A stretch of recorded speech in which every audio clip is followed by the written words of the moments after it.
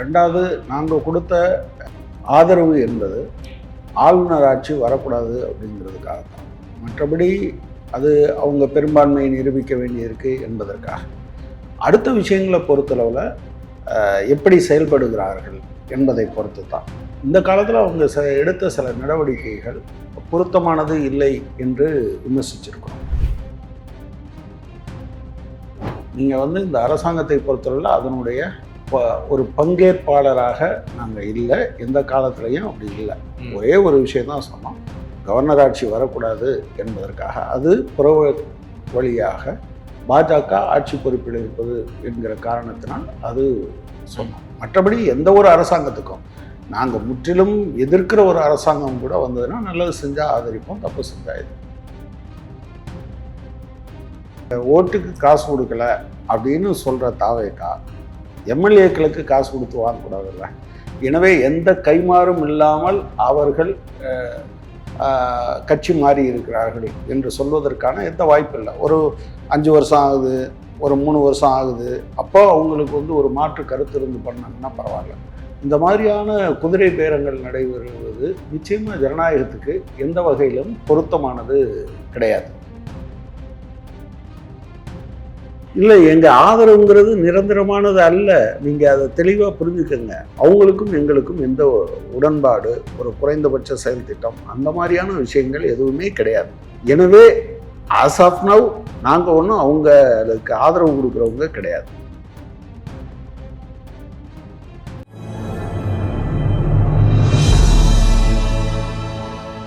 Tamil news நேர்களுக்கு வணக்கம். இன்றைய சிறப்பு நேர்காணலில் நம்முடைய இருப்பவர் மார்க்சிஸ்ட் கம்யூனிஸ்ட் கட்சியினுடைய மூத்த தலைவர் திரு கனகராஜ் அவர்கள். சார் வணக்கம்.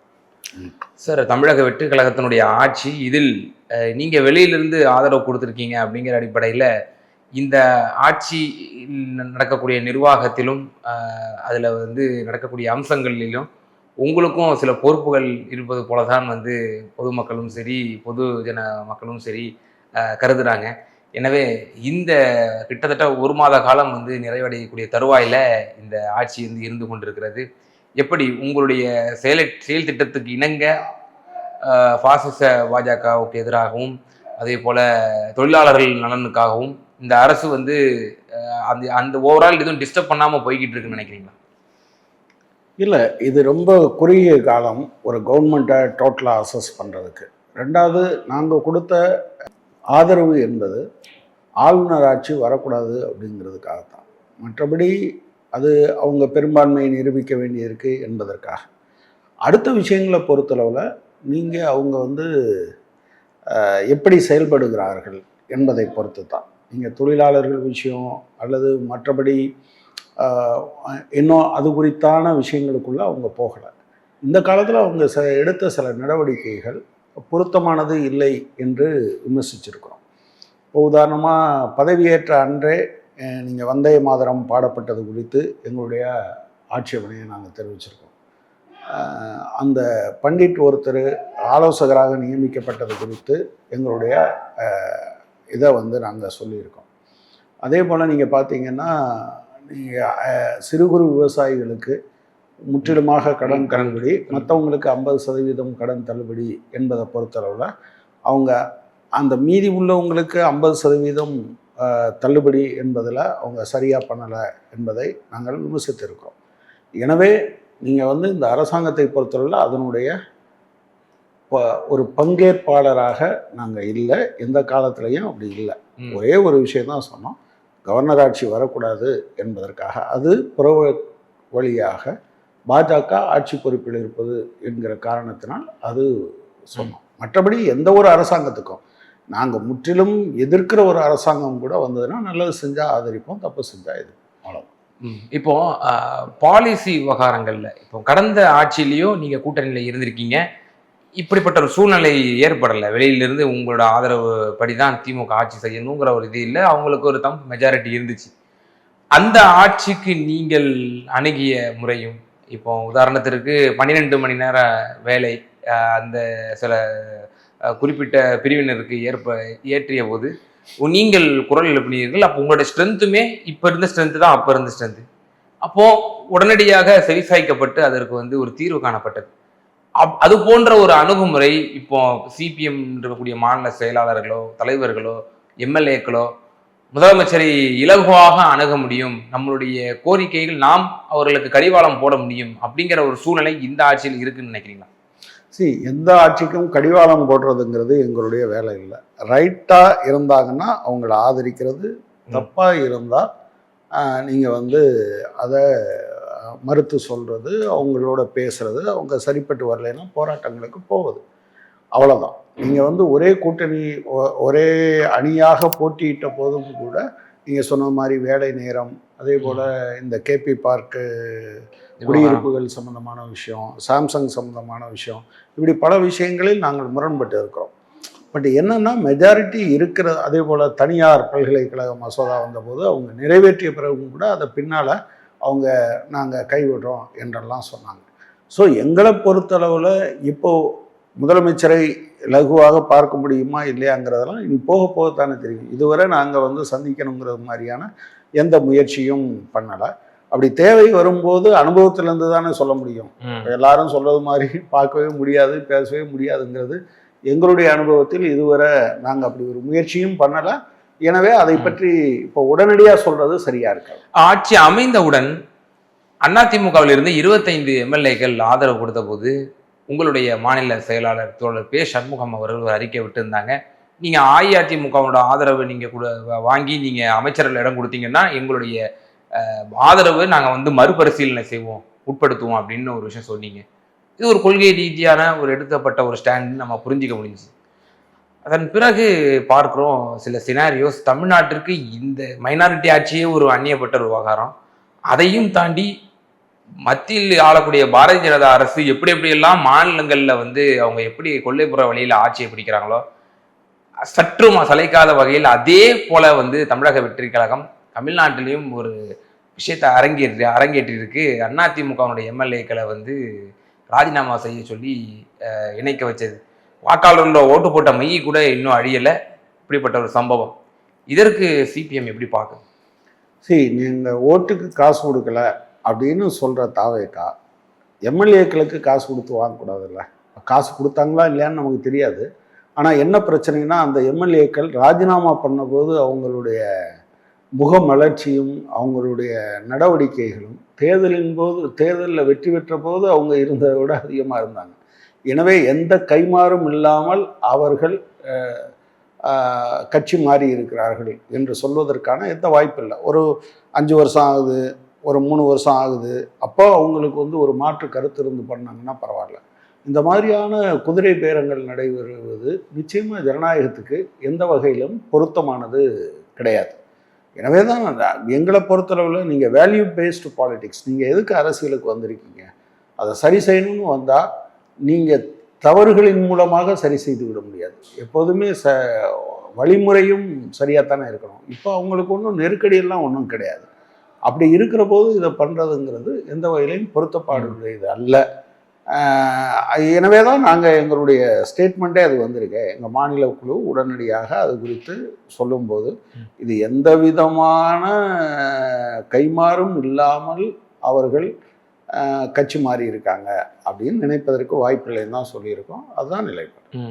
ஆனால் இப்போ அதிமுகவுடைய எம்எல்ஏக்கள் அமைச்சர்கள் இடம்பெறும் செய்தால் நாங்கள் மறுபரிசீலனை செய்வோம் என்றெல்லாம் கூறிய சிபிஎம் இதற்கு அப்படிப்பட்ட ஒரு கடுமையான உங்களுடைய கண்டனங்களை தெரிவிக்காதது போல்தான் நமக்கு தெரிய வருது. ஏன் நம்ம இப்படி இந்த ஒரு பாசிச தன்மைக்கு, ஏன்னா பாஜக இப்படி செய்யும் போது நம்ம பல மாநிலங்களில் சுட்டி காட்டியிருக்கோம், மத்திய பிரதேசத்தில் செய்யும் போது சுட்டி காட்டியிருக்கோம், அருணாச்சல் பிரதேசத்தில் செய்யும் போது நம்ம சுட்டி காட்டியிருக்கோம். தமிழ்நாட்டில் நாம கண்முன்னே நடக்கக்கூடிய ஒரு அநீதி, கண் முன்னாடி நீங்க ஆதரவு தெரிவிக்கக்கூடிய கவர்னர் ஆட்சி வரக்கூடாதுங்கிற ஒரு உயர்ந்த நோக்கத்துக்காக உங்களோட ஆதரவு நீங்க கொடுப்பீங்க. பாஜகவுக்கு நிகரான ஒரு பாசிச தன்மையோடு இந்த அரசு செயல்பட்டு கொண்டிருக்கிறது என்று சொன்னால் உங்களுடைய ஆதரவை மறுபரிசீலனை செய்திருக்க வேண்டும் அல்லவா? இல்லை, எங்கள் ஆதரவுங்கிறது நிரந்தரமானது அல்ல.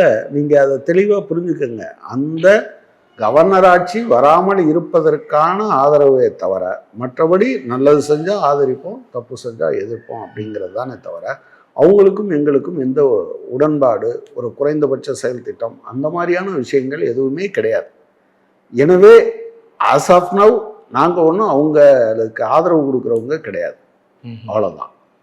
ஸோ இதை விட வேற எப்படி விமர்சிக்க முடியும் என்று தெரில. நீங்கள் அவங்களோட ஆதரவை கேட்டபோது வாங்காதீங்கன்னு சொன்னோம். அவங்க எம்எல்ஏக்களை ராஜினாமா செய்ய வச்சு அவங்க கட்சியில் சேர்த்த போது இது எந்த வகையிலையும் பொருத்தமான நடவடிக்கை இல்லைன்னு சொல்லியிருக்கோம். இதுக்கு மேலே போச்சுன்னா அது சம்மந்தமாக பேசும். திரு விஜய் அவர்களுடைய அந்த ஆட்சிக்கு வருவதற்கு முன்னாடியே அவர்கள் செய்த அந்த அரசியலையே நீங்க விமர்சனம் பண்ணியிருக்கீங்க. என்னோட பேட்டியிலேயே அது ஒரு பாசிச தன்மை கொண்ட ஒரு மனப்பான்மையை தான் வெளிப்படுத்துகிறது அப்படிங்கிற ஒரு கருத்தை நீங்க சொல்லியிருந்தீங்க. இப்போவும் பார்க்குறோம், நம்ம அந்த தன்மைகளோடு தான் இனிஷியல் பீரியட்லே நம்ம நடக்கிறத பார்க்கிறோம்.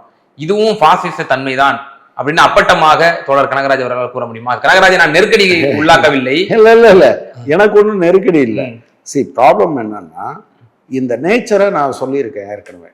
எதை பற்றியும் எந்த விஷயத்தை பற்றியும் சொல்லாமல் ஒரு தலைவரை மட்டும், ஒரே தலைவர் அவர் சொல்கிறது தான் எல்லாம் அப்படிங்கிறது அது பாசிச தன்மையினுடைய ஒரு வெளிப்பாடு.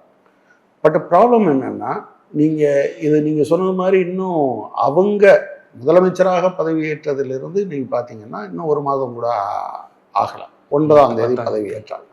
ஸோ நீங்கள் இன்னும் 9ஆம் தேதி வரல. இது டூ ஷார்ட் பீரியட். ஆனால் இந்த விஷயங்கள் நிச்சயமாக ஏற்புடையது கிடையாது. குதிரை பேரம் போன்றோ இதர கட்சிகளை உடைப்பது போன்றோ. இப்போ நாங்கள் அவங்க இப்போ அதாவது அவங்ககிட்ட எந்த கைமாறும் நாங்கள் எதிர்பார்க்கல. பட் தமிழ்நாடு நல்லா இருக்கணும், பிஜேபி வரக்கூடாது அப்படிங்கிறதுக்காக கொடுக்குறோம். ஆனால் இதை மீறி அவங்களுடைய இந்த நடவடிக்கை எதை நோக்கி போகுது அப்படின்னு சொன்னால், இவங்க மாதிரி இல்லாமல் ஒட்டுமொத்தமாக நம்ம ஒரே கட்சி மெஜாரிட்டின்னு வந்துச்சுன்னா நாம் விரும்பினதை செய்யலாம் என்று அவர்கள் நினைப்பதாகத்தான் தோன்றுகிறது. அது சிபிஎம்மை பொறுத்தளவில் அதுக்கு உடன்பாடான விஷயம் கிடையாது. நிச்சயமாக அதை ஒரு காலத்திலையும் நாங்கள் ஆதரிக்கணும். இந்த அரசு எதை நோக்கி திசை நம்ம சற்று யூகிக்கலாம் அல்லவா, ஒரு கணிக்கலாம் இல்லையா, எப்படி போய்கிட்டு இருக்கு, எதை நோக்கி போகுது அப்படின்னு சொல்லி. இப்போ உதாரணத்திற்கு வள்ளுவருக்கு மீண்டும் காவி சாயம் பூசப்பட்டிருக்கிறது ஆளுநருடைய விழாவிலே. இதற்கு தமிழக வெற்றி கழகத்திலிருந்து எந்த ஒரு கண்டன அறிக்கையுமே வரல, எந்த ஒரு பெரிதாக ரியாக்ஷனே வரல. மாறாக அமைச்சரிடம் கேள்விகள் கேட்கப்பட்டால் அதை பற்றி இப்போ பேச வேண்டாம் அப்படின்னு சொல்லி பாஸ் பண்ணிட்டு போகிறது. இது மாதிரியான விவகாரங்கள்லாம் நம்ம எப்படி பார்க்கறது, சிபிஎம் எப்படி பார்க்குறது? இல்லை, இந்த விஷயத்த அநேகமாக அமைச்சர் அருண்ராஜ் அதை கண்டனம் தெரிவிச்சிருக்காரு. ஆக்சுவலாக இது சரியான முறை இல்லை அப்படின்னு தான் பார்க்குறேன். ஆனால் நான் வேறு சில விஷயங்கள் அவங்க ரெஸ்பாண்ட் பண்ணாமல் இருக்காங்க. இப்போ உதாரணமாக தென்காசி மாவட்டம் நெட்டூரில் ஒரு கடந்த 28ஆம் தேதி அன்று ஒரு கும்பல் போய் பக்கத்தில் இருக்கக்கூடிய அந்த மாதா கோயில் தெருவில் ஒரு கல்யாண வீட்டுக்கு வந்திருந்தவங்க, அங்கே இருந்தவங்க என்று பலரையும் அருவாளால் வெட்டியிருக்காங்க. ஸோ இது ஒரு சீரியஸான பிரச்சனை. இந்த பிரச்சனையில் ஒரு ஆளுங்கட்சி என்கிற முறையில் தன்னுடைய கருத்தை பதிவு செய்திருக்க வேண்டும். இன்ஃபேக்ட் மற்றவங்களுக்காவது இந்த ஜாதி ஆதரவு அந்த ஜாதி எதிர்ப்புலாம் சொல்லுவாங்க. பட் தமிழக வெற்றி கழகத்தை பொறுத்தவரை அவங்க ஜாதியை தாண்டி மதத்தை தாண்டி ஏஜை தாண்டி ஓட்டு வாங்கியிருக்காங்க, செல்வாக்கு பெற்றிருக்கிறார்கள் என்று வருகிற போது ஒரு 7-8 பேர் வெட்டி சாய்க்கப்பட்ட பிறகும் அமைதி காக்கக்கூடாது. இல்லை, அரசு என்கிற முறையில் நீங்கள் குற்றவாளிகளை கைது செய்திருப்பது அந்த மாதிரியான விஷயங்கள் சரியானது. நானும் கூட போய் அந்த காயம்பட்டவர்களை பார்த்துட்டு வந்தேன். மிகப்பெரிய கொடூரம். அதாவது அவனுக்கு என்னன்னு தெரியும், அவன் பாட்டில் உட்காந்துக்கிட்டு இருக்கான், வந்திருக்க 4 பேர் வெட்டிட்டு அவன் பாட்டில் ஒரு 10 பேர் கொண்ட கும்பல்னு சொல்கிறாங்க, வெட்டிட்டு போயிட்டே இருக்கான். இப்படி ஒரு அநியாயத்தை தட்டி கேட்பது என்பது மிக முக்கியமானது. அதே போல் நீங்கள் இப்போ இடி ரைடு தொடர் விஜயன் எதுவும் இல்லைன்னு எடுத்துகிட்டு வந்துட்டாங்க. நான் என்ன சொல்கிறேன், இடி ரைடு குறித்து அவருடைய கருத்தை சொல்லணுமா இல்லையா? நீங்கள் சொல்லாமல் இருப்பது என்பது, அதாவது நான் முதலமைச்சர் சொல்ல வேண்டும் என்றெல்லாம் எதிர்பார்க்கல. பிரதிநிதிகள் தாவேகாவினுடைய நிலைப்பாடு இந்த விஷயத்தில் இதுதான். ஏன்னா கடந்த காலத்தில் நீங்களும் ஒரு ரீஜனல் பார்ட்டி, கடந்த காலத்தில் இதே மாதிரி இருந்த ஹேமந்த் சோரனை அரெஸ்ட் பண்ணியிருக்காங்க, கேஜ்ரிவால் அரெஸ்ட் மணிஷ் சிசோடியா அநேகமாக அந்த கட்சியை தோக்கடிச்சே ஆகணும் அப்படிங்கிறதுக்காக பண்ணியிருக்காங்க. இப்படி ஒரு விஷயம் வரும்போது இது ஜனநாயகத்தின் மீதான தாக்குதல். நீங்கள் சுயேட்சை அமைப்பாக செயல்பட வேண்டிய அமைப்புகளை எல்லாம் தன்னுடைய அடியாளாக பயன்படுத்துகிற ஏற்பாடு. இந்த விஷயத்தில் தமிழக வெற்றி கழகம் அமைதியாக இருக்க முடியாது, இருக்கக்கூடாது. எனவே நீங்கள் அருண்ராஜ் இந்த விஷயத்தில் ரெஸ்பாண்ட் பண்ணியிருக்காரு. நீங்கள் வந்து அந்த மாதிரி சொல்கிறது வள்ளுவர் காலம். ஆனால் நெட்டூர் விஷயத்துலையோ அல்லது ஈடி ரெய்டு சம்மந்தமான விஷயத்துலையோ அதில் எந்த முடிவு வேணாலும் அவங்க எடுக்கலாம். இது சரின்னு கூட அவங்க முடிவு எடுக்கட்டும். ஆனால் ஒரு முடிவை சொல்லணும்ல. ஒரு சீரியஸான பிரச்சனை வருகிற போது அந்த முடிவை சொல்ல வேண்டிய அவர் வந்து தோழர் எம்ஏ பேபிக்கு நன்றி சொன்னார். தனிப்பட்ட முறையில் அங்கே பேசும்போது தோழர் எம்ஏ பேபி, தோழர் சண்முகம், தோழர் பாலகிருஷ்ணன், தோழர் வெங்கடேசன் என்று சொன்னார். எம்ஏ பேபி ஒரு கட்சியினுடைய பொதுச் செயலாளர். அவரை தரதரன்னு இழுத்துட்டு போகிறாங்க. நீங்கள் அதை பற்றி கருத்து சொல்ல மாட்டீங்கன்னா அது சரியான நடைமுறை இல்லை என்றுதான் நான் கருதுகிறேன். ஈவன் தான் நீங்கள் சொன்னது மாதிரி இன்னும் ஒரு மாதம் கூட ஆகாத நிலைமை இருக்கிற போது இதெல்லாம் செய்யணும்னு அவங்கக்கிட்ட நம்ம சொல்லலாம். மற்றபடி இப்போ வேற ஒரு இதாக இருந்தால் பேசியிருப்போம். எங்கள் கட்சி எங்கள் தலைவர் இப்படி சொல்கிறாங்க என்கிற போது சரி பார்க்கலாம். அதோட ஒரு ஹனிமூன் பீரியட் மாதிரி நம்ம கொடுத்து வச்சிருக்கிறோம். இன்னும் அப்படிலாம் கிடையாது. நீங்கள் போகட்டும். இல்லை நீங்கள் ஹனிமூன் பீரியட் மாதிரியா கொடுத்து வச்சுருக்கோம் அப்படின்னா முதல் நாளே நீங்கள் ஏன் கிரிட்டிசைஸ் பண்ணணும்? வந்தே மாதரம் பாடலுக்கு ஏன் நீங்கள் ரிக்கி ராதன் பண்டிட்டு வந்து அப்பாயின்மெண்ட்டு தப்புன்னு ஏன் சொல்லணும்? விவசாய கடன் குறித்தான பிரச்சனைகளை நீங்கள் ஏன் அதை சொல்லணும்? இதெல்லாம் வந்து ஹனிமூன் பீரியடில் இருக்கிறது, அவங்கள கொஸ்டினே பண்ணக்கூடாதுங்கிறதுக்கான விஷயம் நீங்கள் நினைக்கிறீங்களா? சூலூர் பிரச்சனையில் எங்களுடைய ரெஸ்பான்ஸ் என்னன்னு பார்த்துக்கோங்க. எனவே இதெல்லாம் நீங்கள் ஹனிமூன், இதில் என்ன ஹனிமூன் பீரியட் இருக்குது? 5 வருஷத்துக்கு ஒரு தடவை ஹனிமூன் வந்துக்கிட்டே இருக்குமா என்ன? இதில் என்ன ஹனிமூன் இருக்குது? ரெண்டாவது, we are not wedded with them, you take it from me. அது வந்து முழுக்க ஒரு கவர்னர் ஆட்சி வரக்கூடாது என்பதற்காக செய்யப்பட்ட ஒன்றை தவிர மற்றபடியெல்லாம் அவங்களுடைய கருத்து வேற, எங்களுடைய கருத்து வேற. நாங்கள் ரொம்ப தெளிவாக சொல்லிட்டோம். அவ்வளோதான், அதோட முடிஞ்சு போச்சு. இனிமேல் உங்களுக்கு எதிராக நாங்கள் நம்பிக்கையில்லா தீர்மானம் கொண்டு வருவோங்கிறதும் கிடையாது. அதே சமயத்தில் உங்களோட சேர்ந்துட்டோம், அதனால் நீங்கள் சொல்கிறதெல்லாம் நாங்கள் ஏற்றுட்டு போவோம் என்பது கிடையாது. ஆனால் தோழர் சண்முகம் அவர்கள் திமுக மீது விமர்சனம் வைத்தார். இவர்கள் எதற்கெடுத்தாலும் இப்படி தடாலடியாக எதிர்வினை ஆற்றுகிறார்கள். இப்போ 6 மாதம் டைம் தரன்னு வேற சொல்லியிருந்தாங்க. ஏன் இப்படி அக்ரெசிவா வந்து எதிர்வினை ஆற்றணும்? அது ரொம்ப ஸ்பெசிஃபிக்காக இந்த அமைச்சர்கள் குறித்தான விமர்சனத்துக்கு சொல்லப்பட்டது. அது பொதுவாக புரிந்து கொள்ளப்பட்டிருக்கு அப்படின்னு தான் நான் நினைக்கிறேன். அமைச்சர்களில் பலரும் இப்போ தான் அவங்க அரசியல்வாதியாகவே ஆயிருக்காங்க, இப்போ தான் எம்எல்ஏவாகவே ஆயிருக்காங்க, இப்போ தான் மினிஸ்டர் ஆயிருக்காங்க. அப்போ அப்படி சொல்லும்போது அதுக்கு மற்றபடி நாங்களே விமர்சிக்கிற போது திமுக விமர்சிக்கக்கூடாதுன்னு நீங்கள் எப்படி சொல்ல முடியும்? அல்லது வேறு எந்த கட்சியும் விமர்சிக்கக்கூடாதுன்னு எப்படி சொல்ல முடியும்? நீங்கள் வந்து பதவியேற்பு விழாவில் முதல்ல அப்பாயின்மெண்ட்டை, முதல்ல அவங்க எடுத்த இந்த நடவடிக்கையை எல்லாத்தையும் நாங்கள் விமர்சிக்கத்தானே செஞ்சுருக்கோம். அது சரியில்லை என்கிற காரணத்தினால விமர்சிக்கத்தானே செஞ்சுருக்கோம். அப்படி இருக்கையில் இன்னொரு கட்சியும் விமர்சிக்கவே கூடாதுன்னு சொல்கிறதுக்கு உங்கள் கையில் என்ன இருக்குது? அப்படி சொல்ல முடியாது இல்லை. ஆக்சுவலாக நீங்கள் லாஜிக்கலாகவே அதை பொருத்தி பார்த்தீங்கன்னா உங்களுக்கு தெரியும். நாங்களே விமர்சிக்கிற போது திமுக விமர்சிக்க கூடாதுன்னு சொல்றதுல என்ன இருக்கு?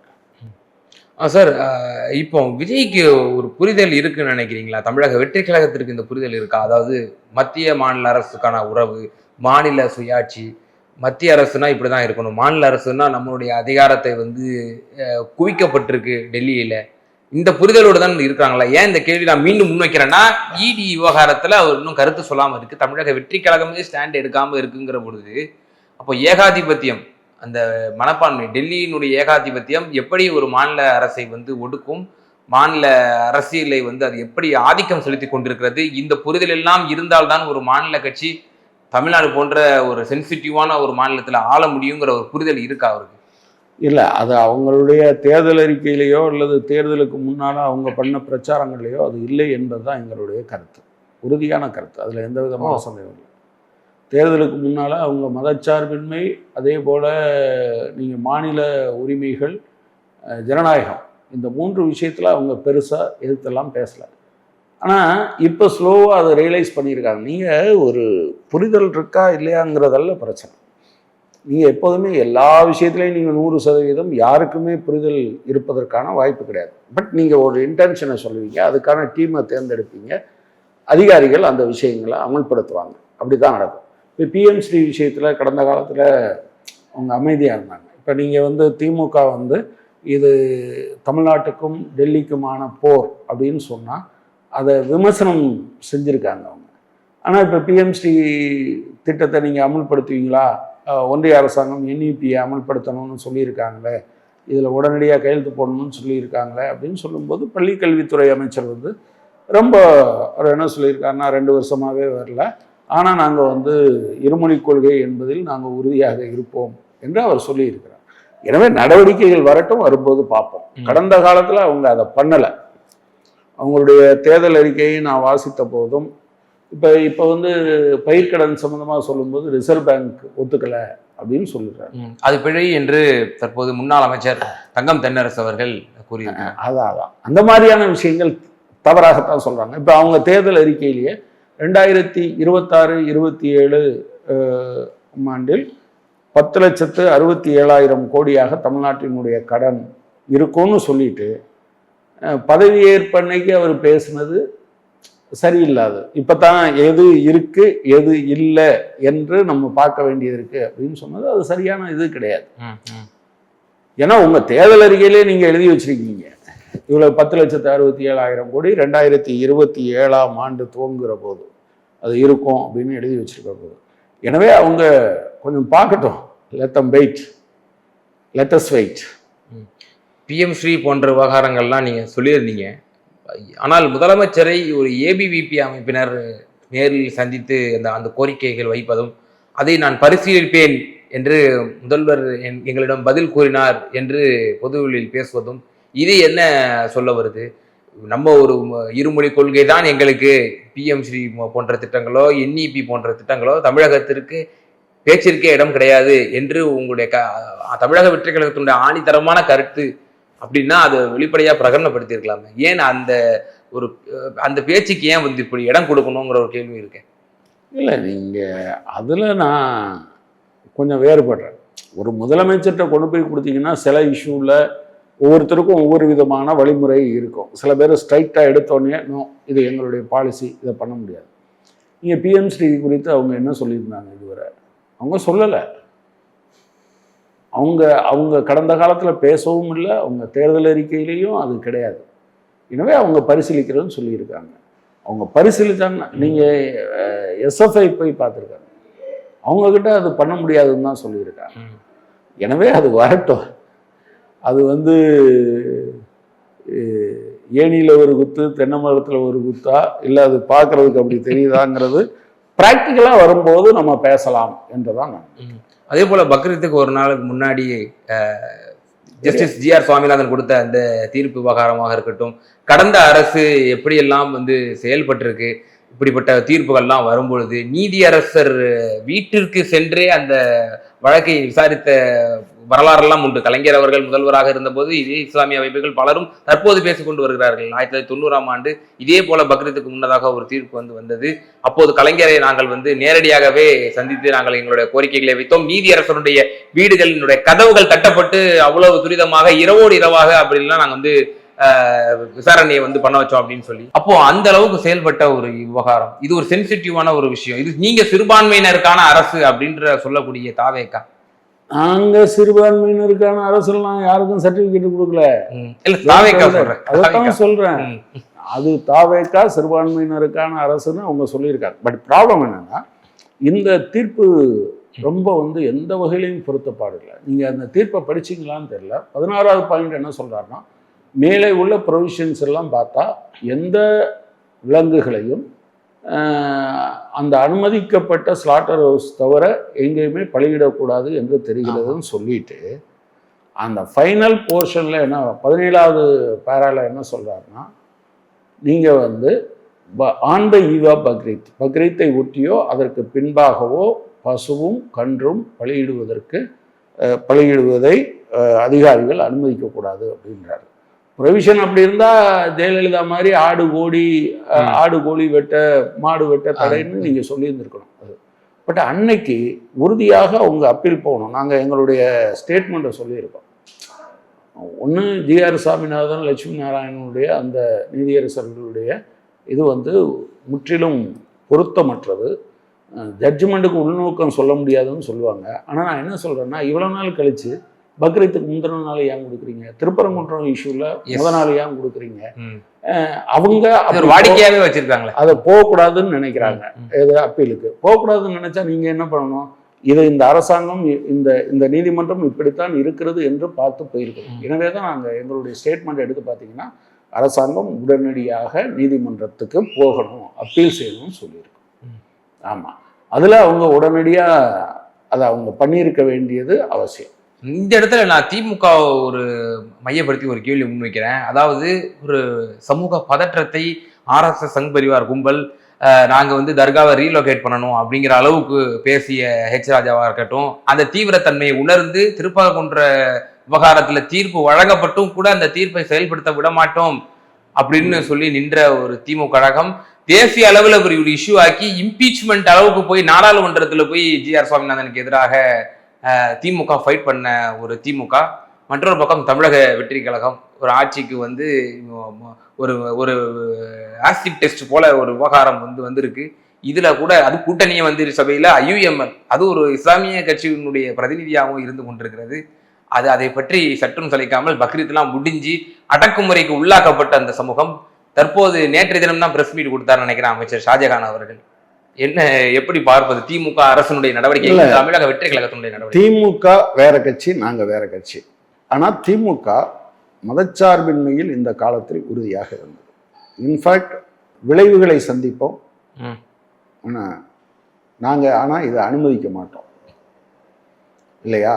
we will face the consequences. அது ஒன்றும் சாதாரணமான விஷயம் கிடையாது. அதை திமுக தலைவர் ஆக்சுவலாக நாங்கள் தனிப்பட்ட முறையில் வேற ஒரு விஷயத்துக்காக பேசும்போது சொன்னார், என்ன ஆனாலும் சரிண்ணா. இன்ஃபேக்ட் அவர் சொன்ன வார்த்தை, ஆட்சியே போனாலும் நான் இந்த விஷயத்தில் நான் காம்ப்ரமைஸ் பண்ண மாட்டேன்னு சொன்னார். நாங்கள் எந்திரிச்ச பிறகு, ஏன்னா திருப்பரங்குன்றத்துக்கு ஒரு அப்பீல் விடுவோமா என்றெல்லாம் பேசுவதற்காக நாங்கள் போகியிருந்த போது நாங்கள் எந்திரிச்சோம். நாங்கள் சாட்டிஸ்ஃபை ஆகலைங்கிற ஃபீலிங் அவருக்கு இருந்திருக்கலாம். அப்போ அவர் என்ன சொன்னார், ஆட்சியே போனாலும் நான் அனுமதிக்க மாட்டேன்னு அப்படின்னு சொன்னார். எனவே தான் நீங்கள் அந்த கட்சியோடு நீங்கள் போட்டு நீங்கள் தேர்தல் அணி சேர்க்கை என்பது அந்த பிரச்சனைகளில் அவர்கள் உறுதியாக இருந்தார்கள் என்கிற காரணத்தினால்தான். அது உறுதியாக இவங்க இருப்பாங்கன்னு தெரிஞ்சால் தான் நாங்கள் பொருளாதார கொள்கையில் வேறுபட்டு தானே இருந்திருக்கோம் எல்லாத்துக்கிட்டையும். எனவே இதில் இன்னும் ஸ்ட்ரிக்டாக அவங்க செயல்படணும். அதுக்கு தகுந்த மாதிரியான ஆலோசகர்களையும் அதிகாரிகளையும் வைத்திருக்க வேண்டும். அதை இனி ஒரு முறை இந்த மாதிரியான தவறுகள் நிகழக்கூடாது என்பதை நாம் அவங்களுக்கு சொல்ல வரும். இப்போ இன்னும் சில காலங்கள் பார்த்து எப்படி இவர்களுடைய செயல்பாடுகள் இருக்கின்றன அதை பொறுத்து சில காலமா இல்லை, இன்னைக்கு எடுக்கிற முடிவுக்கு இன்னைக்கு பதில் சொல்லுவேன். ஒரு அரசாங்கத்தை ஒட்டுமொத்தமாக அதனுடைய கேரக்டரைஸ் பண்றதுக்கு it will take some time. இந்த சமயத்துல திமுகவினர் என்ன விமர்சனம் வைக்கிறாங்க, எடப்பாடி பழனிசாமி ஒப்பிட்டு திரு விஜயை விமர்சனம் பண்றாங்க. EPS அவர்கள் முதல்வராக இருந்தபோது எப்படியெல்லாம் மாநில உரிமைகள் பறிக்கப்பட்டன, டெல்லிக்கு அதிகாரங்கள் எல்லாம் செலுத்தப்பட்டது. இப்போது கூட PMC விவகாரத்தில் கூட காங்கிரஸ் கட்சியினுடைய உயர்கல்வித்துறை அமைச்சர் விஸ்வநாதன் அவர்கள் வைஸ் சான்சலர் நியமிக்கிறது கவர்னர்கிட்டே இருக்கட்டும், ஒன்றும் முதலமைச்சர்லாம் இருக்க வேண்டாங்கிற அப்படிங்கிற மாதிரி பேசுறாரு. அப்ப இது ஒரு மாநில சுயாட்சிக்கான விவகாரம். எடப்பாடி பழனிசாமியோட ஒப்பிட்டு பேசுறாங்கல்ல திரு விஜய். இல்ல சரி, அவங்க கட்சி அவங்க ஒப்பிட்டு பேசுறாங்க. என்னை பொறுத்தளவில் நான் அதான் சொல்லிட்டேன், நீங்க இந்த பக்ரீத்தை ஒட்டி வந்த தீர்ப்பை உடனடியாக நீங்கள் மேல்முறையீட்டுக்கு சென்றிருக்க வேண்டும், தடை பெற்றிருக்க வேண்டும். அதில் தவிக அரசாங்கம் தவறி இருக்கிறது. எனவே இவ்வளவு பெரிய விமர்சனங்கள் வந்திருக்கிற பின்னணியில் இதை கணக்கில் எடுத்துக்கிட்டு அது சரியாக இருக்கணும். ஒன்று. ரெண்டாவது, எடப்பாடி பழனிசாமி நீண்ட நெடுங்காலமாக அரசாங்கத்திலேயே இருந்தார். அவருக்கு என்னென்னலாம் தெரியும். ஆக்சுவலாக அவர் தெரிஞ்ச பிறகு அப்படி சொன்னாருங்கிறது வேற. நாங்களுமே அவரை விமர்சிச்சிருக்கோம். இனி ஃபர்தராக வந்தோன்னா நீங்கள் கேரக்டரைஸ் பண்ணுறதுக்கு ஒரு விஷயத்தை மட்டும் வச்சுக்கிட்டு கேரக்டரைஸ் பண்ண முடியாது. ஏற்கனவே எங்களுக்கு இவர்கள் மீதான அபிப்பிராயங்களில் மதச்சார்பின்மை அதில் எல்லாம் கரெக்டாக இருக்க போகிறாங்கலாம் நாங்கள் நினைக்கல. பட் இப்போ வந்திருக்கிற இந்த பிரச்சனையில் நாங்கள் விமர்சனம் செஞ்சுருக்கோம். ஃபர்தராக வந்தால் நம்ம பார்ப்போம். இறுதியான ஒரே ஒரு கேள்வி, நேரம் கருதி, நீங்கள் இந்த விவகாரமே ஒரு அந்நியப்பட்ட விவகாரம் தான். ஏன்னா ஒரு மைனாரிட்டி ஆட்சி அமையுது, நீங்கள் ஆதரவு கொடுக்குறது பேரில் தான் இந்த ஆட்சி அமைய வேண்டும்ங்கிற ஒரு நிர்பந்த சூழ்நிலையில நீங்கள் கொடுத்துருக்கீங்க. தமிழக வெற்றி கழகத்தினுடைய ஸ்டாண்டே என்ன நமக்கு புரிஞ்சிக்க முடியலை. மாநில உரிமைகளில் அவங்களோட ஸ்டாண்ட் என்ன, கல்வியில் அவங்களோட ஸ்டாண்ட் என்ன, மொழியில் அவங்களோட ஸ்டாண்ட் என்ன, இப்படிப்பட்ட உங்களுக்கு ஒரு யூனிக் ஐடியாலஜி இருக்கு. நீங்க ஐடியாலஜி படி தான் நீங்க செயல்படக்கூடியவர்கள். பாரதிய ஜனதா இருக்கக்கூடிய அணில நீங்க ஒருபோதும் செயல்பட மாட்டீங்க. சாதியவாதிகள் அமைப்பு இருக்கக்கூடிய செயல்பட மாட்டீங்க. சங் பரிவாருக்கு இடமே கொடுக்க மாட்டீங்க. ஒருவேளை காமன் ஒரு ப்ரோக்ராம் மாதிரி இந்த மாதிரி செயல் திட்டங்கள், இந்த மாதிரி நீங்க இதெல்லாம் நீங்க பியாண்டா நீங்க இப்படி போனீங்கன்னா எங்களுடைய ஆதரவை நாங்க பரிசீலிப்போம் அப்படின்னு சொல்லி நீங்க சில நிபந்தனைகளை போட்டிருக்கணுமா? ஏன்னா இப்படிப்பட்ட இந்த ஆட்சி செய்யக்கூடிய பிழைகளையும் பாலிசி டிசிஷன்ஸையும் உங்கள் மீது அந்த கேள்விகள் முன்வைக்கப்படுகின்றன. சிபிஎம் என்ன முடிவெடுக்கும்? ஒரே ஒரு விஷயம்தான், நீங்க அவங்களுக்கு ஒரு பெரிய கொள்கையின் அடிப்படையிலாம் ஆதரவு கொடுக்கல, ஒரு யதார்த்தத்தின் அடிப்படையில் கொடுத்துருக்கிறது. இந்த நடைமுறை இப்போ இப்படி இருக்கு என்பதற்காக இதில் அவங்க மாறுகிற போது அவங்க மாறினாங்கன்னா இன்றைக்கும் எங்களுக்கு ஒன்றும் நாங்கள் அந்த அரசினுடைய பகுதியாக இல்லை. எனவே அது தவறு செய்தால் கட்டாயமாக சுட்டி காட்டுவோம், கிரிட்டிசைஸ் பண்ணுவோம், தேவைன்னா போராடுவோம். சிபிஎம் அதனுடைய தனித்தன்மையை எப்போதும் இழந்து விடாது. அது மதச்சார்பின்மை, கூட்டாட்சி, ஜனநாயகம், இந்த மூன்றும் இந்தியா இருப்பதற்கான அடிப்படை என்று உறுதியாக நம்புகிறது. அந்த அடிப்படையை பாதுகாப்பதற்கு போராடும். நிச்சயமா பல்வேறு விவகாரங்கள் எங்கள் நேரலுக்கு ரொம்ப தெளிவாக உங்களோட கருத்துக்காக பயந்தீங்க. மிகுந்த நன்றி.